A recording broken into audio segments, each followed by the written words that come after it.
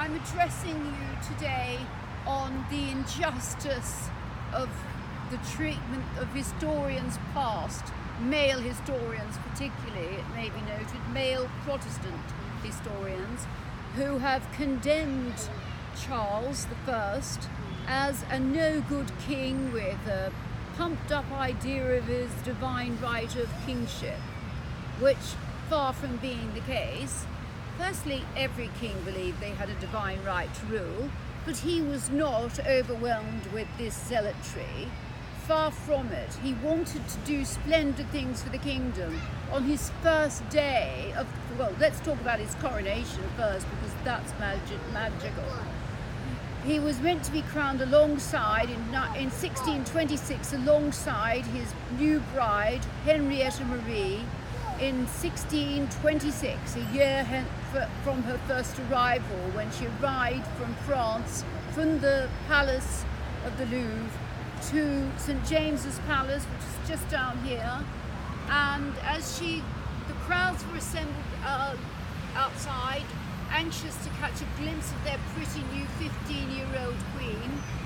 And the first sight they saw of her as they assembled in the snow in that November, the snowflakes falling about the sedan chair holding their queen, was the sight of her bejeweled, ruby and diamond encrusted high-heeled shoe, which caused such a sensation that Puritans demanded they were banned, because they gave women an elevated sense of their own abilities and ideas about their station. So firstly, the Puritans were very eager, protested quite anxiously, fulminating in the press against the evils of women wearing high-heeled shoes, let alone ruby and diamond encrusted heels.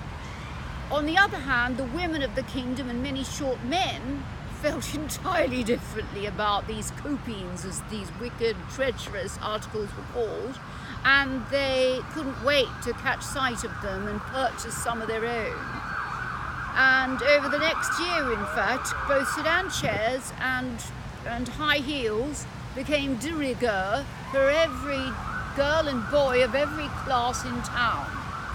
So anyway, on the day of her coronation, she refused to get up, saying that she didn't need to be queen, have the Queen of England, Scotland, Wales and Ireland upon her head to be queen, because she was already felt like a queen, coming as she did from the house of Medici and the great Bourbon King Henry IV.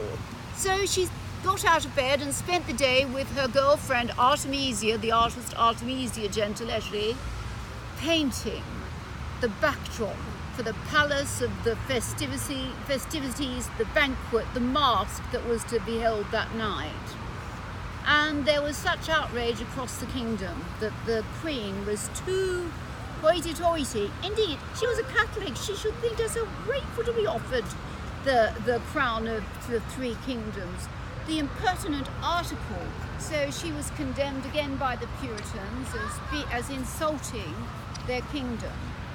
The fact was, she just didn't, unfortunately for us, take a interest in politics. All she cared about were the arts, and she devoted her life to them until her husband was in danger and needed her, by which time, of course, it was too late. But yes, his first day as king of the United Kingdoms, he made his royal parks free to all the public, so all his people could share in the splendour of St. James's Park, Hyde Park, Green Park, you take it. Yes, you see that the interest in the reputation of Charles I and his magnificent eccentric wife, who made her with such a presence in the Baroque and contributed her life to the Baroque and our kingdom. In fact, gave all her wealth, her personal wealth as well as her dowry to our kingdom, which, of course, Cromwell then spent on arming his own kingdom against him and bedecking St. James's Palace in Whitehall for his own private abode. But anyway, Charles gave us the parks. He also gave us the Royal Mail, the first time we had a means of sending our mail safely across the kingdom, and gave us all sorts of benefits and freedoms which we didn't have before. The freedom to wear high heel shoes, which he fought for and had ultimately lost his life for, giving us these liberties, because the Puritans convinced the Democrats that if they supported them in a war against the king, then they would give them greater democracy, which they had no idea of doing at all at any time or point.